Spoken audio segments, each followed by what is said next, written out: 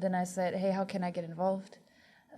What can I do to help? I have a Bitcoin company, right? And then we met, and in that conversation, we were talking with Stacy and with some other people, and we started talking about the need for a school book for the younger kids. And that's how that came to be, because then, it made a lot of sense that we would help out on that front. So I was looking for something to do, some value to that, some purpose of sorts, and she was looking for somebody to write a school book. And then I made a mock-up, she liked it, and I said, I haven't done this before. Aren't there these other guys who did this? And then that's how we started working together.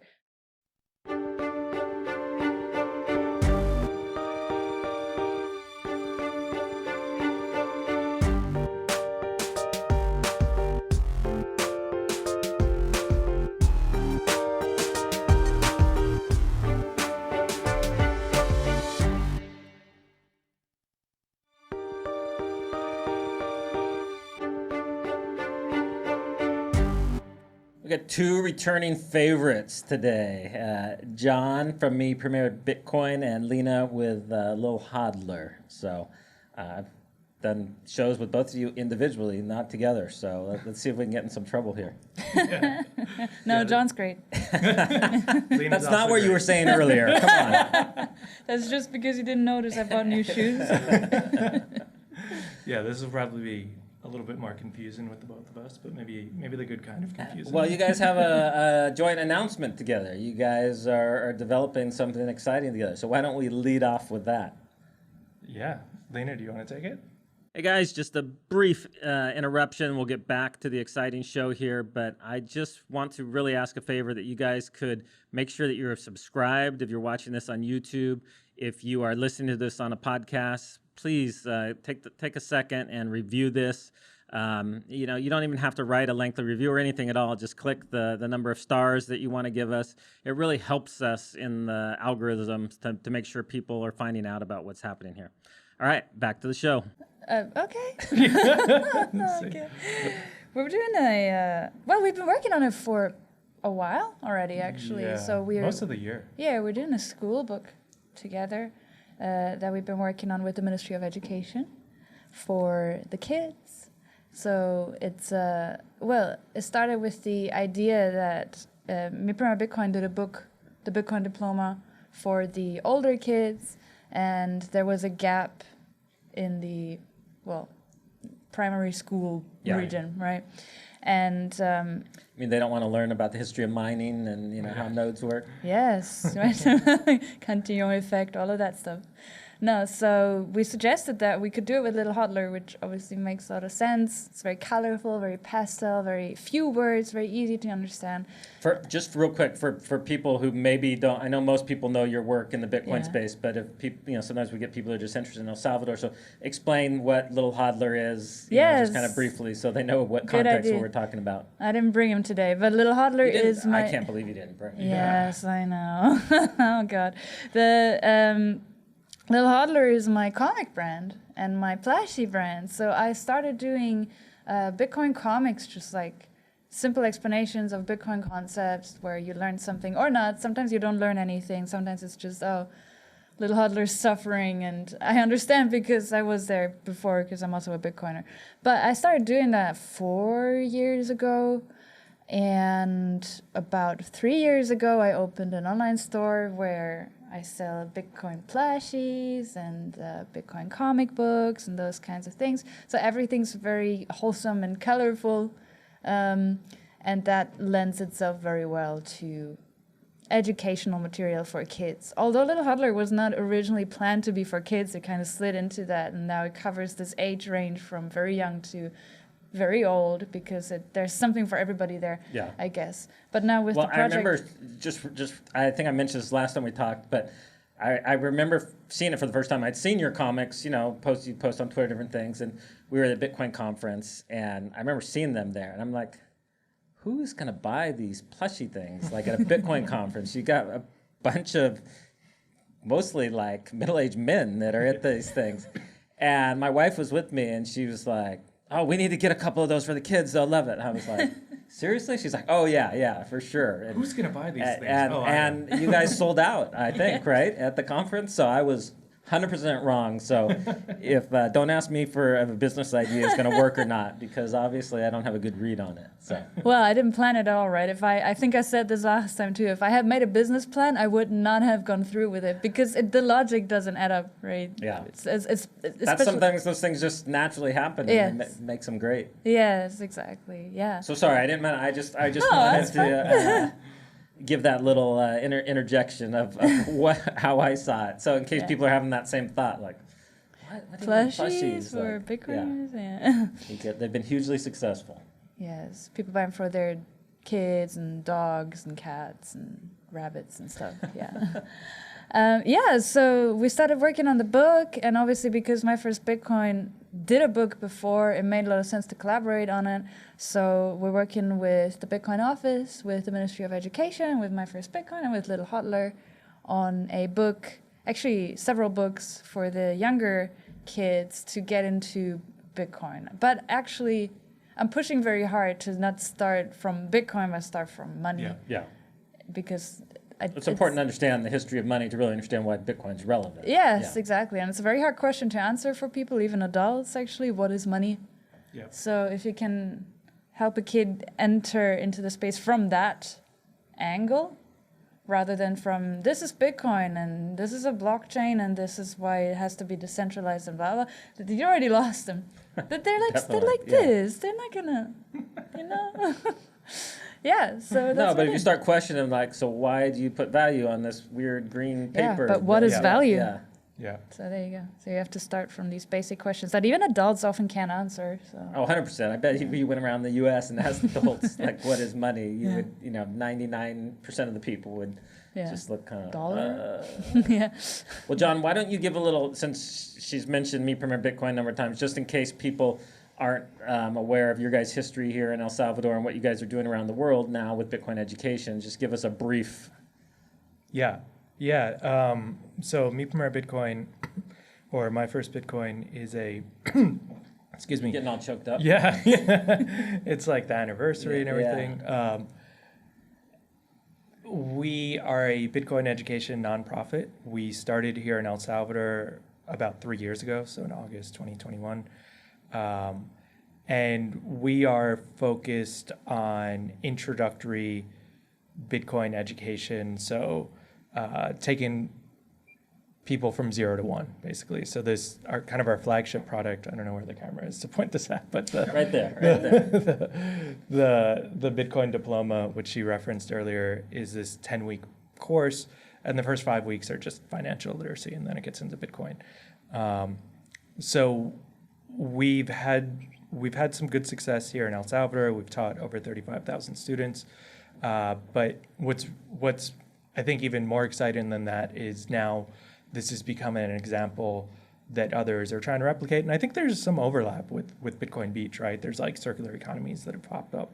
Well, a lot place. of the circular economies that we're working with around the world are using the Bitcoin Diploma and that curriculum, and I'd say the majority of them. And so Yeah. it's really fun to see that overlap when they're talking to us about their plans. We're trying to help them think through things. We've even recommended it a number of times. Right. It's kind of has that overlap with what we're doing here in El Salvador. Yeah, and a lot of that just happened organically, right? It was just there were people that wanted to teach others about Bitcoin, and so it's open source, right? So anybody could just take it and use it, and it filled this. Apparently, there was like a market need for it, and it filled that, and we've really tried to lean into that. So now we have what we call a node network of Bitcoin educators, and now we're up to. We have 39 nodes in 27 nations, and this is... Okay, you're going to have to name them all for us. Yeah. Put you on the spot. I probably could. I love maps, so that's I love maps. yeah, me too. Yeah. Actually, I do love maps. Right? Maps are great. They're really cool. So we have a map on our website with all You have a map on your wall. We have a map on our wall, which you painted. No, I didn't paint Oh, you it. didn't. You Yeah. designed it, right? Yeah. We should have had that as a visual aid. We should. That would have been cool. Yeah. Oh, man. Sorry, I didn't want to. Next time. So, yeah, everybody loves maps.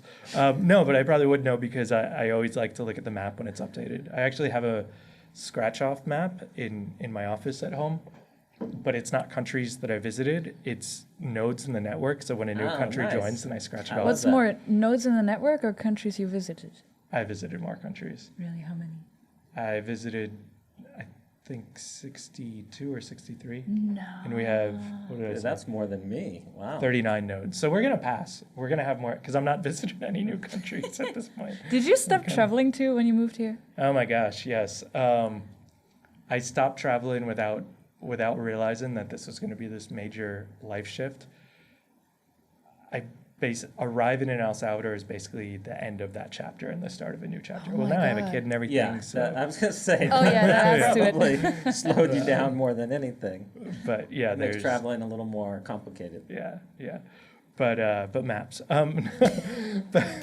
But yeah, just to finish on. So that's me, Premier Bitcoin, and to go back to what Lina was talking about, and I think it's worth underlining and highlighting because this is a really big deal. And similarly, it's probably worth mentioning that this Bitcoin Diploma, which is open source, has been adopted by the Ministry of Education here. And me, Premier Bitcoin, is working with Bitcoin Beach to train public school teachers to teach it in the public school system here. I think we've trained 600 or 700 public school teachers so far. And that's kind of phase one of this pilot. So With the goal is to roll it out across the whole country. Like the Department of Yes. Education here Yes. is very determined that Bitcoin education is going to be across the country. Every student that goes up is going to understand Bitcoin. And I think people don't really understand the implications of this. Like you're literally Yes. going to have a nation of Yes. Bitcoiners that, I mean, it's going to, Yeah, there's no no, way it's- it's not going to be successful. It's massive. It's Yeah. massive, and it goes even further, right? Because this is effectively, we could say the Bitcoin Diploma is 13 plus, right? It's kind of like high school Yeah. age.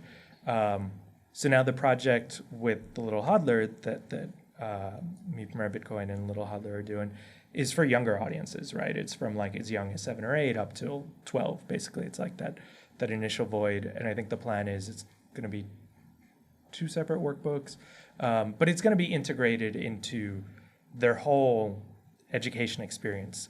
Not just, I mean, it started out as kind of like a course that is kind of tacked on at the end, but this gets it much earlier Yeah. in the system. And I think the long-term plan is to incorporate it even further. What I would love to see happen would be if the Ministry of Education had a Bitcoin department, right? The same way that they have a history department and a math department, or that they have a Bitcoin department. But that's mid to long term probably. But it's so massive. So the project that we're doing with the Little HODler right now, it's in the development phase. So it's being written. The curriculum is being developed now. The first, putting it into the school system will be next school year. So probably January, February, like early next year, it should be. Just for point of reference for Piloted. people, like the school year here begins in Yeah. January, so they're kind of on a calendar year. Yeah, and that's huge, right? I think people really underestimate how valuable that is just because you don't see the effects of it the next day, right? You really see the effects of it in 20 years, Yeah. right? Like a generation. The first kids next year that are 7, 8 years old, they're gonna have this education, and it's not just about Bitcoin, right? It's financial literacy. It's about like how you interact with power, how you could be involved. Like it's about so many other things, right? But Bitcoin is important, but it's one branch on the tree, and we're not going to see the full effects of that for 20 years, right? So I think people underestimate it just because it doesn't have this next day sort of effect. Yeah. But it's massive, and what El Salvador is doing with a number of things, but specifically here with financial literacy and Bitcoin education, is an example for the world, and it's going to echo around the world, right? Like there are going to be more countries that want to do this, and now there's a blueprint, right? They don't have to reinvent the wheel. There was a lot of inventing going on here in El Salvador.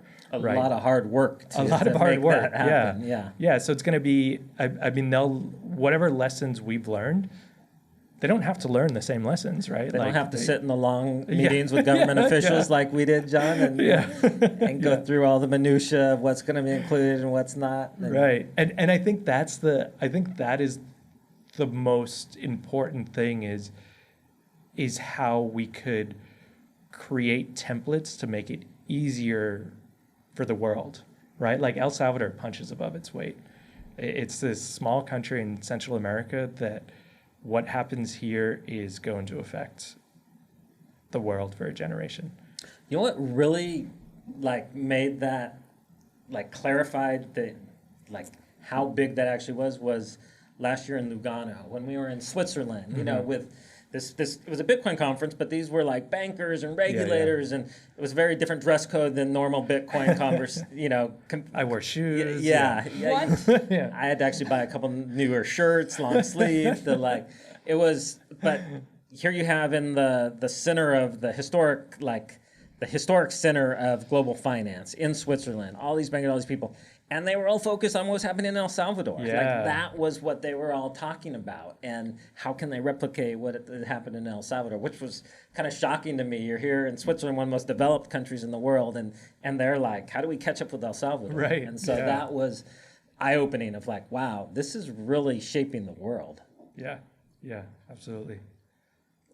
So how did this collab come together? You were like, hey, we need something for younger kids, and Lina's got a cool comic plushie line, or how did this come together? That actually started when I came here, when I moved here. You know, last year when we spoke, I was visiting. Yeah, you were still in Turkey at that time. Yes. And then after that, I moved here. We convinced you on the podcast, I think, right? Absolutely, it was all you. That's what she told me. Yeah. Yes. And when I came here, I was the first time I came here, I reached out to Stacy, just to ask her where is a good place to stay and whatnot. And from that point on, we were in touch every now and then. She helped me figure out how to get the residence and whatnot. And then I said, hey, how can I get involved?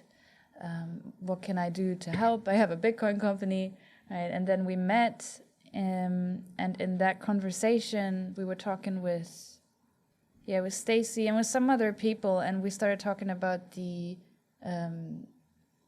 need for a school book for the younger kids. And that's how that came to be, because then, it made a lot of sense that we would help out on that front. So I was looking for something to do, some value to that, some purpose of sorts, and she was looking for somebody to write a school book. And then I made a mock-up, she liked it, and I said, I haven't done this before. Aren't there these other guys who did this? And then that's how we started working together. When did we meet? How did we meet? We met before that, but we didn't know that we were working together, and then that sort of happened. I think it was like that. This kind of naturally happens in El Salvador. No, I find increasingly that this is a very small country. Yeah. And everybody is knows everybody, and you just say oh, that girl's friend is my cousin, and I worked with his mother, and everybody's just Yeah, that's how we met. Yeah, because your friend's cousin's my mother. Yeah. Yes. That's a good story. I like it. So we were already thinking to develop curriculum for younger audiences. We hadn't really done anything, but it was kind of on our roadmap, right? And then I don't know if it was Lina or Stacy or probably around the same time after they had their conversation, then they reached out and they were like, hey, would you guys like to participate in this? And we're like, yeah, of course. This is right up our alley, right? The thing that I love here is that you come with ideas and you start from a yes. You don't start from a no. I always, because I'm German, so I just gravitate towards comparing everything to Germany, which if I do anything, I wouldn't even get to a point where I could talk to anybody who is remotely related to the person who works for the person who is instructed by the person who creates school books, right? I wouldn't even get anywhere near that. Here, we speak to someone, we say, hey, we have an idea, we want to do this, and then they don't say, well, I don't know, like you have to convince us that this is good. They say, okay, let's see how we can make it happen. So if you come with an idea and you come with the drive and with the plan to execute it, you will be able to do it.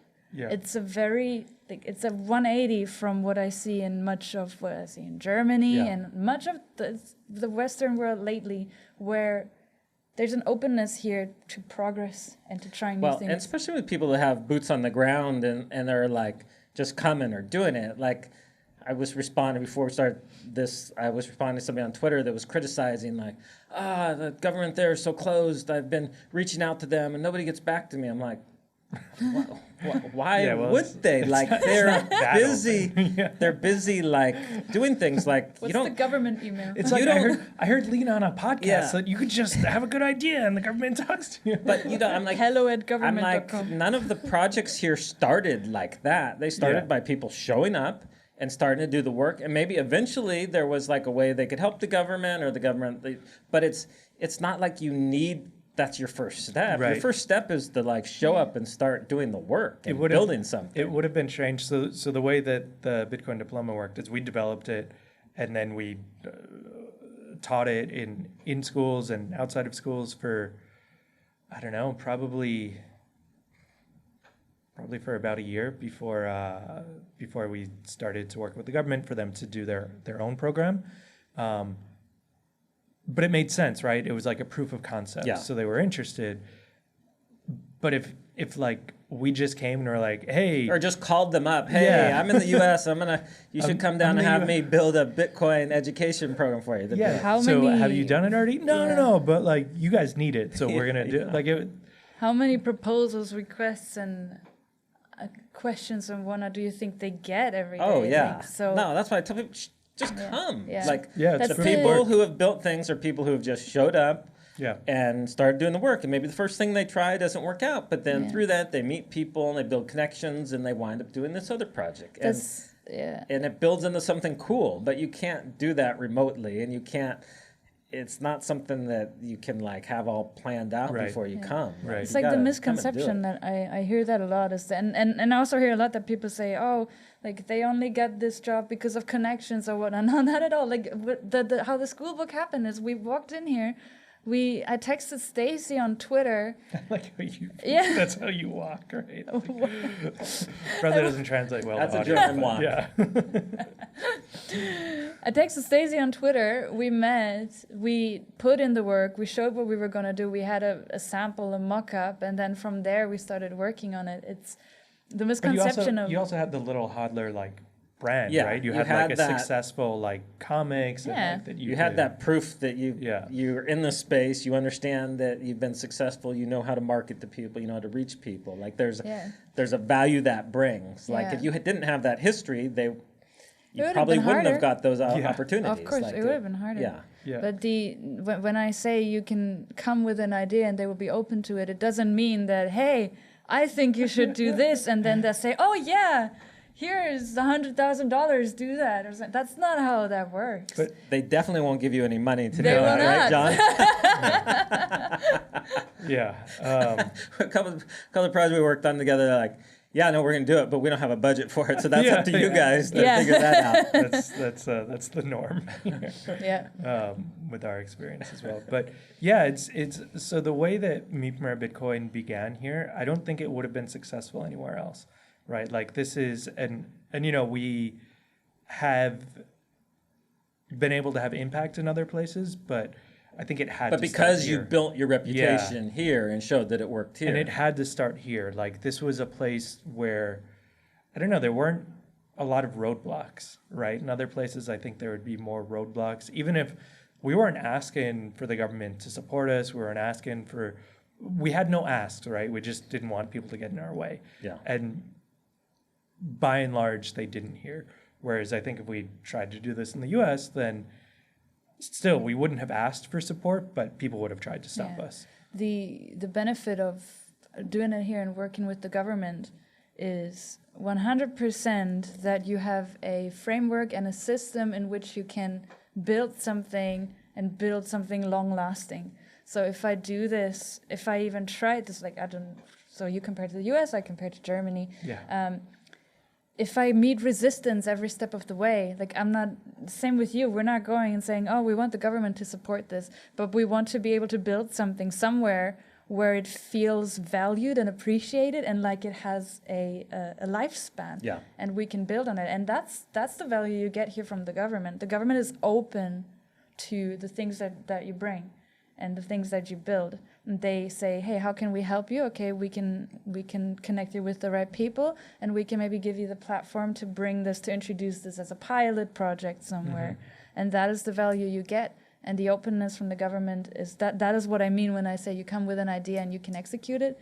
It's a completely different reception. Yeah, from but even other places. I would go beyond that. Like a lot of the cool things that are happening here, whether it's the Bitcoin's farmers market or what we're working on together in La Paria, the Bitcoin Island, like it's not like government led. It's like they're like, hey, this is awesome, and but you know, they got other things to do, and so it's not like we were waiting for a grant or dependent on permission or whatever. It's like, no, we just go out and start doing these things. Yeah. And obviously if we can include local people or if they want to see something go in a different direction, then we can talk about that. But in general, like it's people just coming and making things happen, not waiting for permission or like It's permission contracts or something like that. permissionless innovation. Yeah. Like that's I think for me one of the great things about Bitcoin is it allows permissionless innovation, right? You don't need to ask someone, you could just get started. Yeah. And there's a similar sort of ethos here. Again, we didn't ask permission. We just got started. And that is really valuable, right? It's the if same you can did with create that. Bitcoin Beach. Oh yeah. Yeah. Yeah.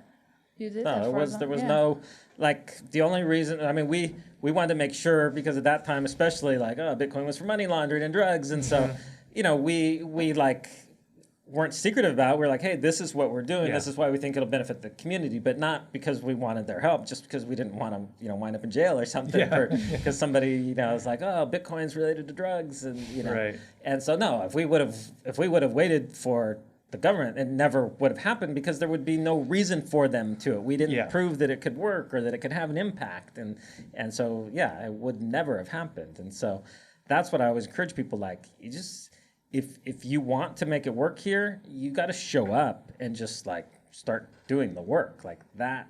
If you're somebody that needs to have it all planned out and be a sure thing, you'll never come here, because it's not going to be a sure thing. Like it's Right. Yeah, it's like that with everything, I guess, right? But I think some people want, like, they're like, oh, but I want this, this, and this, and you're like, Yeah, then you should okay, live in Germany. Yeah, exactly. And that is, I think, part of the, well, I mean, there's a lot of things that are promising doom for much of the West, especially Europe. But one of the things is this being so set in your structures and ways. There's a rule for everything. There's a way this has to be done, because it has always been done this way. Everything's overcomplicated, and you stifle innovation. Yeah. And people are, like, I know that so well, because it was so deeply ingrained in me too before, that I can only start something if I have it completely figured out, if I have the safety and security and the knowledge that it will be okay. But that's not how anything works. That's not how any change happens. No. That's just how you follow in some other guy's footsteps. You're not doing anything innovative that way. Another cool thing about Bitcoin, and like I think Bitcoin is the best teacher, right? Bitcoin's like my teacher, and it's we try to apply the lessons of Bitcoin to Me Premier Bitcoin as much as possible. So this is something that I'm always pondering and thinking about. But to fail, right? Failure isn't a bad thing. Failure leads to growth. Failure helps you learn lessons. It helps you mature. And there's this, in the West, a place like Germany or the US, then people are afraid of failure and they're insulated from it, right? And with Bitcoin, you're not. If you make a mistake with your bank account, you could call up your bank and they could, maybe fix it, give you a new password, like roll back a transaction, because it's not really your money, right? You're not really responsible for it. But with Bitcoin, if you make a mistake, then you got to deal with it. But that's not a bad thing, right? Like failure isn't a bad thing. Failure It's leads to personal growth. responsibility. Yeah, yeah. You got to touch the stove Yeah, sometimes. we have unlearned that Yeah, on purpose, Yeah. of course. Yeah. yeah. I mean, it sounds good, like, oh, could you insulate me from falling down? Yeah. And it's like, yeah, but Yeah, just maybe like, you never don't really get up. learn how to walk. Yeah. Yeah. So I want to get an update, since it's been a while since either of you were on the podcast. So I want to get an update. I know you guys are working on this together, but I want to get an update on the individual projects that you have, and then I want to ask you Doing other things. other things. Well, they're still Bitcoin related, but so Lina, first I want to hear about what the experience and the real experience, the good, the bad, of moving. Don't be afraid of failure. I have failed many times. Of moving your business here to Yeah. El Salvador, or for you personally moving here. I mean, I'm sure there's lots of, you're living here still, so you obviously like it, and there's lots of benefits. But just so people who are thinking about what are some of the challenges that somebody maybe from a German mindset might face, because El Salvador is very different than Germany. I think even more than the U.S. It's different than the U.S. So Yeah, it is very different. To be fair, I haven't lived in Germany for 10 years. I must Okay. always preface that because otherwise the Germans get angry with me. But John said, he's like, well, Lina will probably be early today because Did say that. she's German. So I I'm actually like, I don't know. She's been living in El Salvador for Yeah. a while. So Yeah, ask Roman. I was too late for his meetup the other day, and he's like, "Oh, you're so Salvadoran now. I love it and I hate it." Yeah. I think he got upset, but yeah, it was raining. And anyway, traffic. You don't have to justify that's it to always me. the I don't- excuse, traffic. I must say one thing that I noticed almost more than anything else is, so I've traveled for the last 10 years. I would never really live anywhere longer than a year and a half, 2 at most, but always with interruptions going elsewhere. And when you do that, the more you do it, you would probably know you don't really, you stop really owning things because you travel light. Yeah. You stop settling, which is a material thing, but it's also a mental thing. And what happened here, and I did not plan this at all. Like I bought a chair for my balcony. That was the first thing, and then I bought a table for my balcony. And yesterday I went to look at bunnies because I want to buy bunnies. And then I thought, well, hold on. I heard people buy the Little HODler for their bunnies. Yes, You literally brought that up. right. I'm buying bunnies for my little hodlers. Maybe it's you. You were talking about yourself. When you said that, I was like, do they? I saw a picture. I saw one. Is that one of your markets? Well, well, I want to buy bunnies. That was my point. Yeah. And then I thought, well, hold on. Why do you want to buy bunnies? Because then you can't really, that's like, Oh, you got to That take care means of settling. them. Yeah. They die if you don't feed them. Yeah. that yeah. And then I realized that I just sort of subconsciously started settling here, which I've never done. And that is a very big deal for me. And that is one thing I noticed lately. And there's I can list a lot of reasons why, and it would be very boring. But the main thing, because the food, the weather, the palm trees, the beaches, sure. But then there's this ethereal thing that I try to always say it's the optimism, it's the vibe, but really I can't explain it. And that's why I usually say you have to come here and you have to experience it. It's probably a mix of the feeling that you are part of something bigger, that you are building not on a sinking ship, which is how I felt for the longest time. Just looking at how everything's being mismanaged out there. So it's like coming into a safe space. It's like coming onto an ark of sorts. It's part that and part things that I cannot explain. And that is extremely powerful. And that's the thing I felt when I first came here. And then I just felt it stronger and stronger. So after I came here to be on your podcast, I came back a month later. And then a month later, I moved here. And well, as for the experience, I must say, and I'm like, this is an objective statement. It was very easy to open a company here. I've opened company in different countries. It was the easiest here. it's the same. It's the same thing with most things that they tend to be less complicated here. You make compromises, as with everything. So sometimes one thing that's probably very striking is you gain freedom, but you pay with some order, for example. So in Germany, everything's very orderly. All the streets are very straight. You have signs set up everywhere, and everything's clean. And actually, not anymore. Everything used to be clean and working properly. And then here, sometimes you have mud roads, or there's no sign telling you when to cross the street or not, and that's a compromise you make. Yeah. Right. You can't drink the tap water here, and you can. When I say you can drink the tap water in Germany, and people look at me like, yeah, but I think you can drink the tap water there. I don't know. Lately, I'm starting to question it because people are like, "Are you sure?" It's like, yeah, the government said I can drink it, and then I'm like, oh. But anyway, you make these compromises, and then you have to decide if they're worth it. And for me, it's always freedom over order, because there's so much potential. No, I'm 100% like that too. But for some people, order is very important to them, and so this might not be the place for them. Like yes, and that's perfectly fine. That's perfectly fine. And so I hear that a lot from Germans, especially. Because for them, going to Southern Europe is chaos. And so I'm like, okay, and then they talk about, I want to go to El Salvador. So I tell them, okay, come here first. It's really nice, but it's not Germany. Yeah.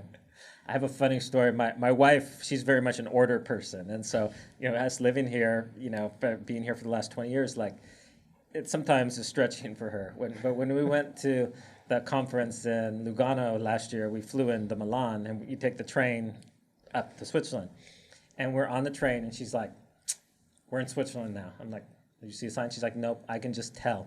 She's like, the orderliness of the houses, everything. She's like, these are my people here. So she could sense that, because going from Italy to Switzerland, it is a big difference there even. I feel the opposite. When I'm in Switzerland, I just feel like everything's so like... Everything's normed. Like so orderly. And when you cross into Italy, I'm like, I feel like I can relax a little bit. So one thing, so funny. One thing to note if a country is more on the orderly or more on the chaotic side is the stairs. So if the stairs are the same height, all the steps are the same height, it means they're normed. So there's a law for that in Germany. I think there's probably a law for that. There's definitely a norm for it. I'm kind of pro steps being a uniform size, though. Like, you are. I'm generally on the chaos side of this question, but for stairs, like, I just don't like the little ones that are like, if you take two, it's like this lunge, but if you take one, you feel like, yeah. I'm with you there. You went too far. Sorry. Been away from Germany for too long. No, but that's how I always, like, when I travel around the world, I always look at the stairs. Yeah. I like that. That's a good benchmark to look at. Yeah. So tell me about this other thing I keep seeing. You on Twitter with Bean of Fire Coffee, which, for those who don't know, is the coffee brand that the president launched. Like, I just remembered I went to bring you some coffee today. I see all these people getting their Bean of Fire like thing on Twitter, and I have never gotten mine. I mean, I've never seen her without a plushie. She didn't bring a plushie. I'm very unprepared. But I see all these people have only been to El Salvador once, and they're in the U.S. and they're showing me with their like Bean of Fire coffee. Not me. None. I thought I was I didn't get a coffee I have a letter for you in my living room. Yeah, sure you do. I did. Sure you do. It was one of the first that I printed, and I did. Sure. So how did this transpire that you became the Bukele coffee spokeswoman? No spokesperson, but we do the marketing for it. Okay. Well, the coffee project itself started because his team came to him and said, "Mr. President, you need a hobby. Otherwise, your job becomes you," which it has long become him. Yeah.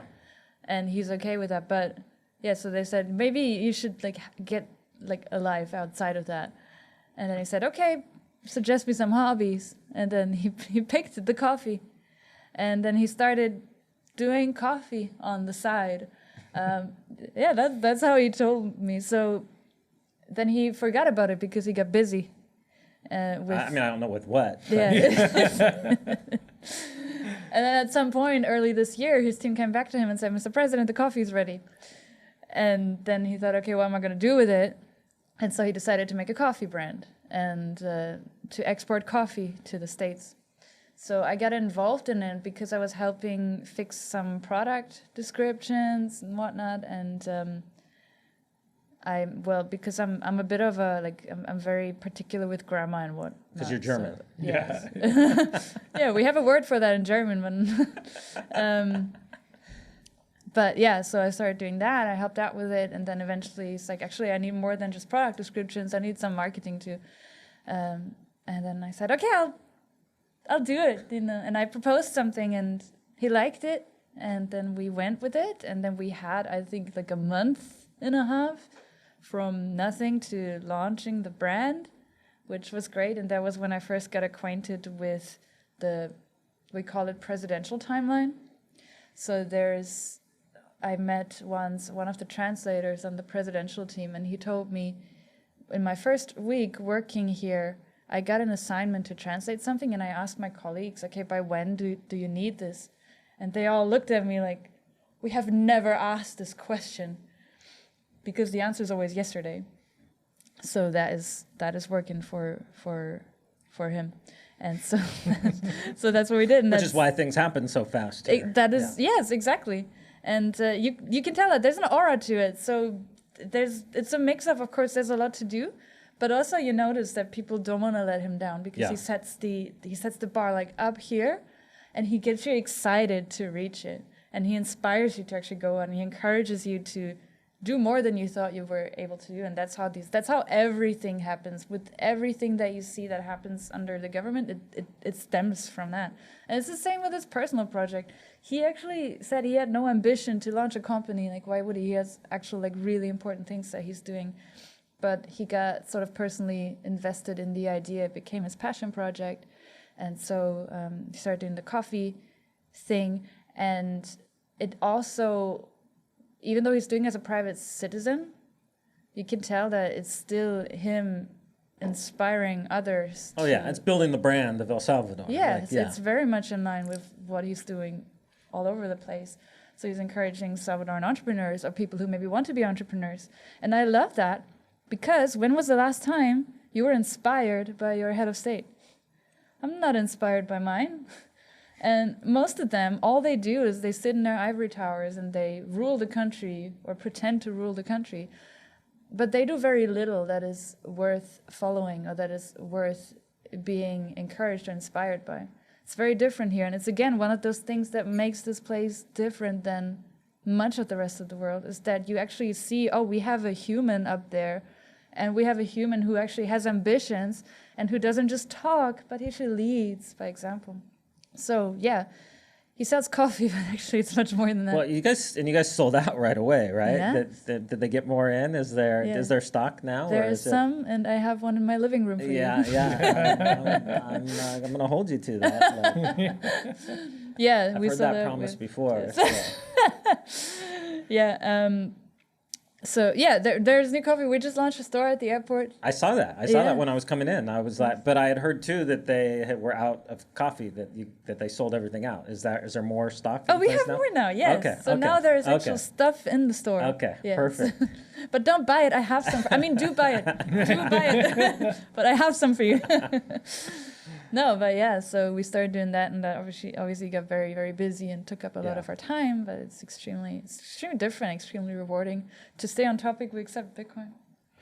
Of course. I'd be very disappointed if you didn't. And John, what about you? Why don't you give us, I feel like we need to at some point do like a full thing of your guys' roadmap and where you're at, but just kind of like a brief overview of where you guys are at and what you're excited about.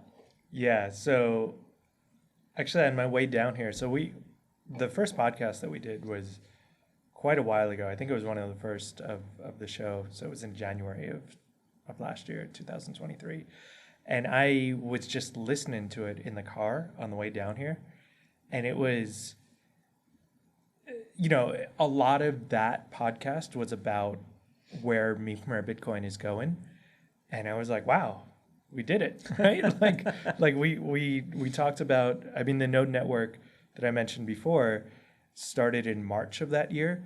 But I talked about like, well, the way that we're going to expand is we're going to create templates that are easily copied, and like that started happening a few months later. Another thing was Isla La Praia, which at that point was like kind of closer to the idea phase than where it is now, and that's really taken off.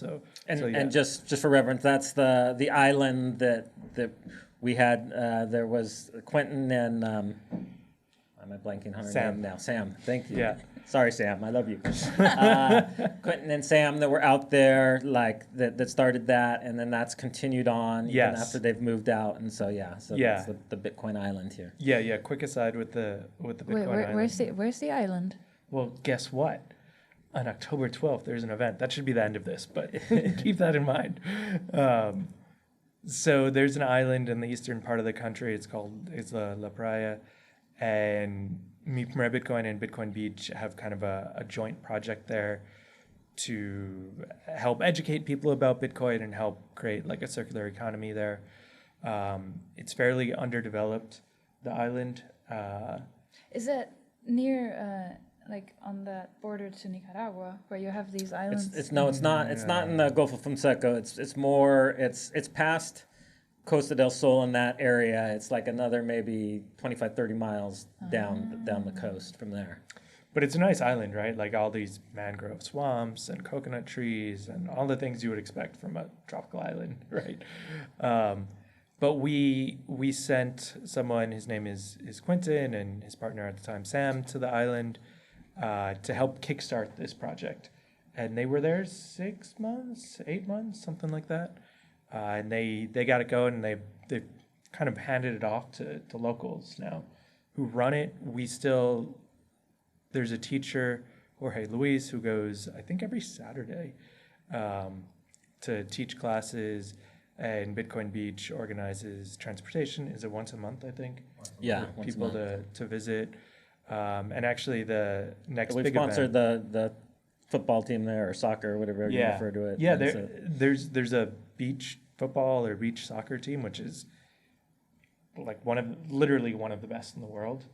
They come from that island, so they're like heroes there on the island. So we actually taught the Bitcoin Diploma. Playing football on the beach is much harder than on the grass. Yeah, it is. Imagine how good they are on the different grass. Especially because they don't play on like the hard sand. They play in like very soft sand. Right. So and that sand is really hot. It's a very it's mostly like backward bicycle kicks. There's a lot of bicycle kicks. It's not like super fast moving. It's more very technical. It was the first time I watched it, I was like, wow, this is a very different sport. So Lina, this is for you and everybody else listening. On October 12th, we're going to have another Bitcoin Diploma graduation there. And, Bitcoin Beach is going to organize some transportation from here, from El Zonte. I think we're going to organize transportation from San Salvador, and just show off the island. It's a really cool place. So it's just an excuse to go and see it, and probably spend some Bitcoin there, see some bicycle kicks. Mark your calendars. But yeah, so sorry, that was a segue. But yeah, where are we going? So it's the same thing now. Since the last time we sat down, there's domestic developments, and I think the two big domestic developments are just what we already talked about, the project that we have with the Little HODler and the project that we're doing with Bitcoin Beach, both with the Ministry of Education. In addition to meetups, and we have a house here, so we teach classes out of our house, and in government centers, like we do plenty of stuff beyond that. But those are the two new big things. Internationally, the two new big things. One is just the Node network, which I already mentioned, which is growing, and I can list some countries. I know there's 7 countries that we're adding this month, so maybe it is worth talking about the Node network for a second. So when we started it, then it was just us, right? We were the Genesis node. And then there was a second and a third. And initially it was fairly centralized, right? We talked with a project and it was kind of like, well, you'd be a good fit or you wouldn't. But now at this point, and this was always the goal, to decentralize it and kind of give up that control. And it's been a process, and there's still plenty more to go, but we're pretty far along in the process. So at this point, it's self-governing. So I don't know how many applicants there were, but we accepted 7 this month. So we have like a new block every month where people could apply. And the countries represented this month are... You're cheating. You're looking at your notes. There, Yeah, so, you know. it's a map. Australia, Afghanistan, Zimbabwe, Uganda, Ghana, Nigeria, and USA.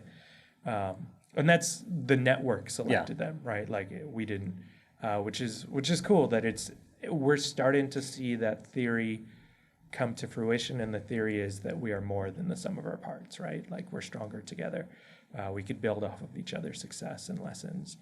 But the other cool thing is the Bitcoin Educators Unconference, which Mike, you were at in Nashville just in July, so I guess that's not last month. I was going to say last month, but we're in September. Time flies. Yeah, time flies. It doesn't seem like it was that long ago. It was late July, to be fair. But the Bitcoin Educators Unconference the concept is to just bring together Bitcoin educators from around the world to share best practices. And it's not like a typical conference because much of the agenda is decided at the start of the conference by whoever shows up. So it's very, very much leaning into the ethos of Bitcoin that, that permissionless innovation, like everybody could contribute, participate. Like we're not trying to dictate, right? We're all in this together. And we've had 3 so far. The first one was in El Salvador, but we also did it in Portugal and then the US.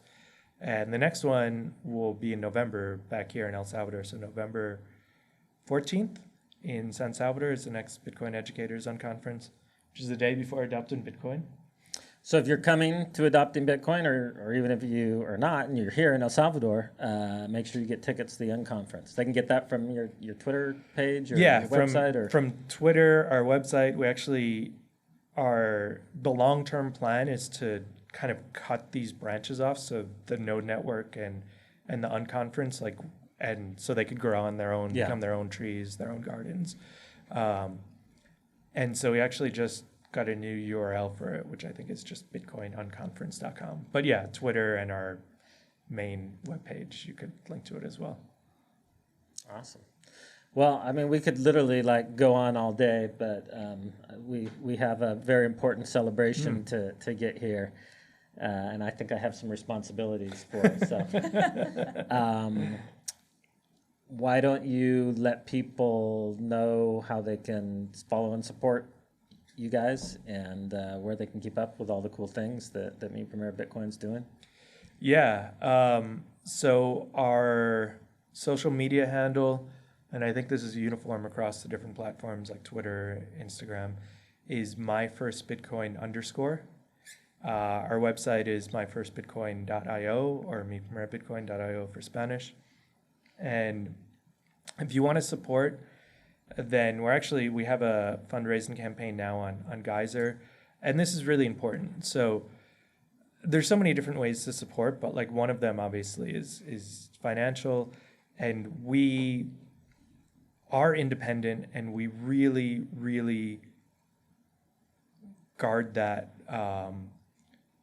So we turn down a lot of money if there's strings attached, or if we suspect that strings might be attached later, right? So we leave a lot of money on the table, and most of our funding comes from the community and campaigns like the one that we're currently running on Geyser. So in order to keep pushing this ball forward, we really rely on the community support for that. So follow us on Twitter, Instagram, and check us out on Geyser. And if you have some sats, then donate.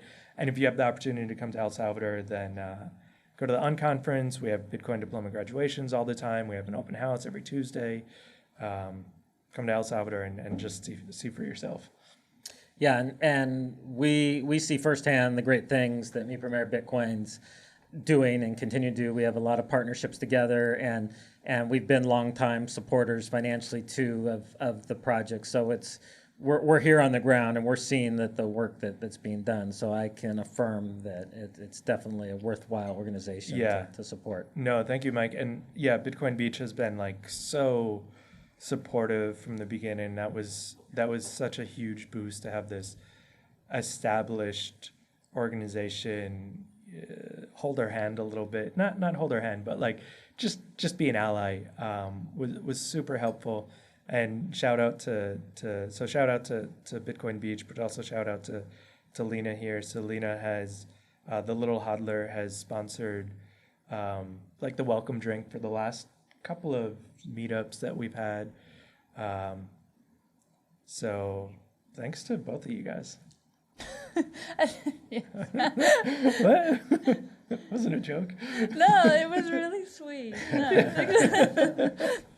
No, I just want to say that's your organization is one of like just a bunch of really, really kind people. Yeah. I also remember, actually, I just earlier when I was thinking about how we met, I think the first time we met, it was just, you just kind of suggested to have a coffee. Mm-hmm. And then we were meeting. And then he was asking me like how things are going. I was very new here still.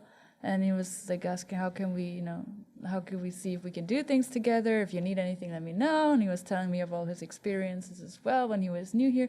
And I just felt like, oh, that's so welcoming. And that's so, I was just thinking about that because I remember, I was thinking like, why do I think John's so great? It was because of our, well, it's because of a lot of things, but it's because you reached out and expecting nothing in return, offered your help or presence or just moral support. And that is something that I saw in that entire team, and I see it all the time, and I think that is extremely rare. Yeah. And it reflects it reflects in the things you do as a company as well. Yeah, thank you. And I'm sorry, I think I'm taking too long on my closing here, but but just on that note, shout out to the team, right? Like I don't know if people realize how big the team is and how dedicated they are. We have 20 plus regular staff and I don't know how many volunteers, and they are almost every single one of them have quit their job in the fiat world and taken a massive pay cut to work on something that they think will create a better future for the next generation. And like you feel that with the team, you feel that with the people when you work with them, and it's really incredible. It's a great team. There's a huge difference between working with somebody who does things for payment or working with somebody who does things for their passion. Mm-hmm. Yeah. 100% different. So I can tell it. I can tell from that entire team. I'm not exaggerating. Like, it's really true. We believe you, Lina. We believe you.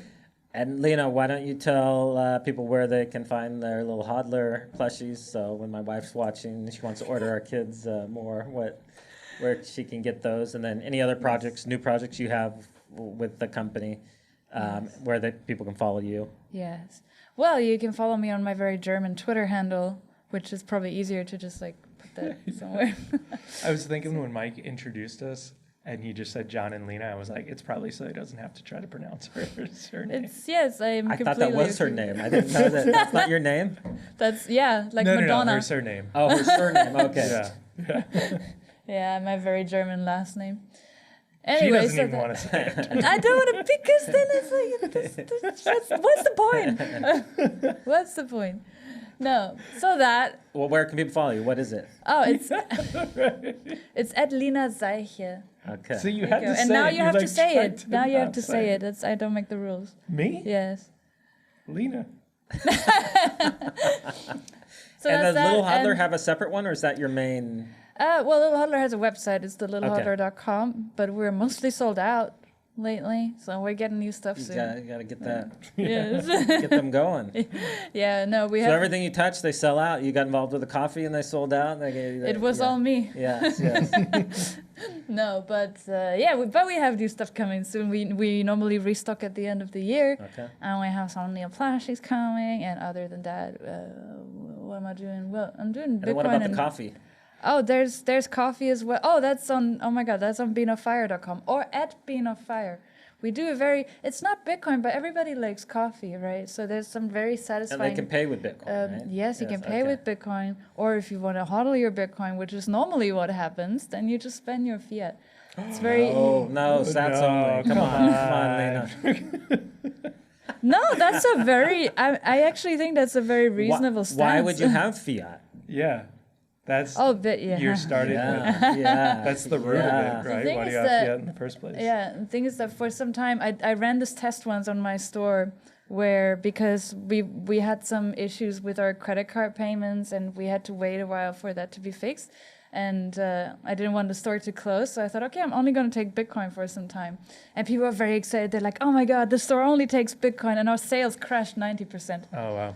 It's because a lot of Bitcoiners out there still are really fiat people. They haven't realized that there's no reason to keep holding it. Yeah. Anyways, we got to keep chipping away at that. Yeah.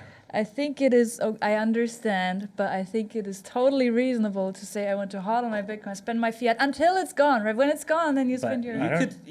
there's no reason to hold your fiat for more than a day. You can easily convert it all into Bitcoin. So. Yeah. I don't. Sorry, I just have failed the fiat. purity Yeah, test. yeah. That's okay. You have Little HODler there to have your back, so I Yes. think people will forgive you. So. I actually started that so that I couldn't get so much hate on Twitter. Because when I you... remember he's talking about that. Yes. He said that everything was so negative all the time. Yes, and nobody can hate on a plushie, so that's a strategic choice. Yeah. I love it. Well, we'll have to have both of you guys back on. I don't know if together or individually, but and get updates.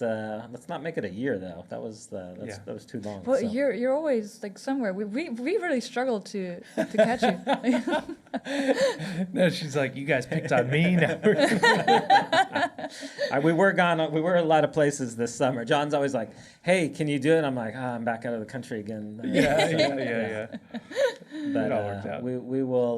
Now we're into the winter. The summers are busy, but once we get into the winter season, we're here for most of the time. So Right. This is a good time of year. the U.S. winter, I should say. Come visit El Salvador. This is a good time. Yeah, Like from here for the next few months is really nice. yeah. We got and then you got the conference in November. Yes. Then we have another new conference this year, which I think they've announced. Hopefully, I'm allowed to talk about. But at the end of, I won't talk about what it is, but it's the end of January for people who are planning on when to come. So yeah, so there's a lot of, and then there's a golf tournament that Max and Stacy are Right. doing, which I think you have to get on the waiting list at this point because it's sold out. That's in this is December. January, no? Mid-January. January. Okay.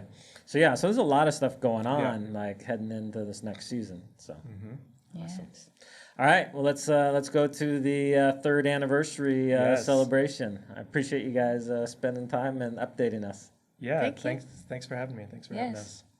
And Lina, I next time he'll notice your shoes. So You didn't notice Maybe that was barefoot. maybe by that time I'll be barefoot too. Yeah, It seems yeah. to be it seems to be a thing. Paco doesn't have shoes. I like to wear Yeah. shoes, but Paco never wears shoes. So Yeah.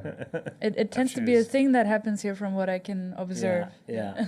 I mean, you want to be grounded, Lina. Touch grass. Yes. Yes. Or sand. But the sand is so hot. You just gotta You get run to used the to it. water. All right, guys. The water is hot too. Let's go to the Like- party. Yes. Oh, I thought we already ended. I don't know.